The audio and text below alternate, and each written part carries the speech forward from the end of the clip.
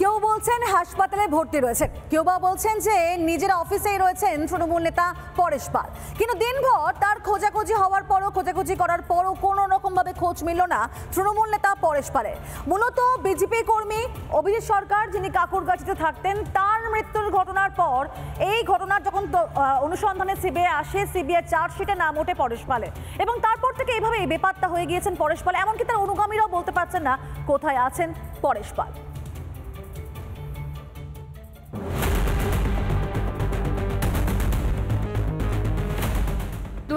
সালে ভোট পরবর্তী হিংসার বলি হন কাঁকুরগাছির বিজেপি কর্মী অভিজিৎ সরকার। পরে কলকাতা হাইকোর্টের নির্দেশে মামলা যায় সিবিআই এর হাতে। চার্জশিটে পরেশ পালের নাম দেয় সিবিআই। আগাম জামিন নাকচ হওয়ার পরেই বেপাত্তা পরেশ পাল।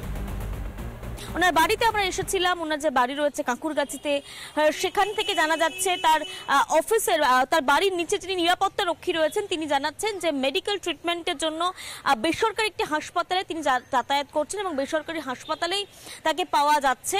এই চেকআপে গেছে সকালবেলা, বাড়িতে আসা যাওয়া করে, এই চেকআপ আছে, একটু দখল কিছুই না, এমনি শরীরটা খারাপ আছে। উনি মনে হয় অ্যাডমিট হয়েছে, কেন দুদিন ধরে অ্যাপোলো আপ ডাউন করছে তো, আসেনি আর। বাড়িতেও নেই, আবার অফিসেও নেই। দলীয় কর্মীরা হাপিত্তেশ করে বসে থাকলেও দেখা মিলছে না বিধায়কের। কার ভয়ে পালিয়ে বেড়াচ্ছেন তৃণমূল বিধায়ক?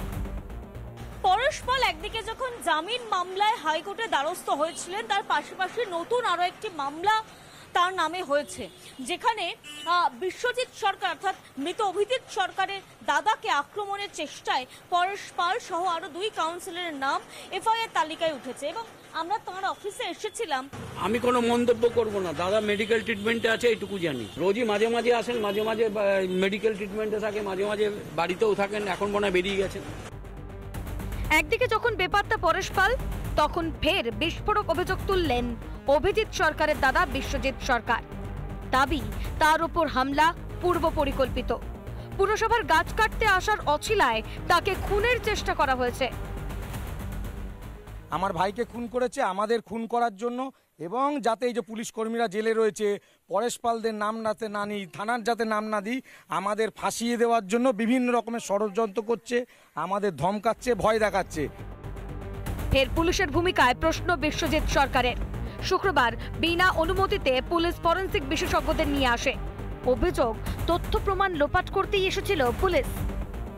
ক্যামেরায় দেবব্রত বসুর সঙ্গে পিঙ্কি অধিকারীর রিপোর্ট, রিপাবলিক বাংলা। নানা ধরনের কন্টেন্ট দেখার জন্য লাইক করুন, শেয়ার করুন আমাদের ফেসবুক পেজ, সাবস্ক্রাইব করুন আমাদের ইউটিউব চ্যানেল। পাশাপাশি অন্যান্য ব্রেকিং নিউজের জন্য অবশ্যই চোখ রাখুন রিপাবলিক বাংলায়।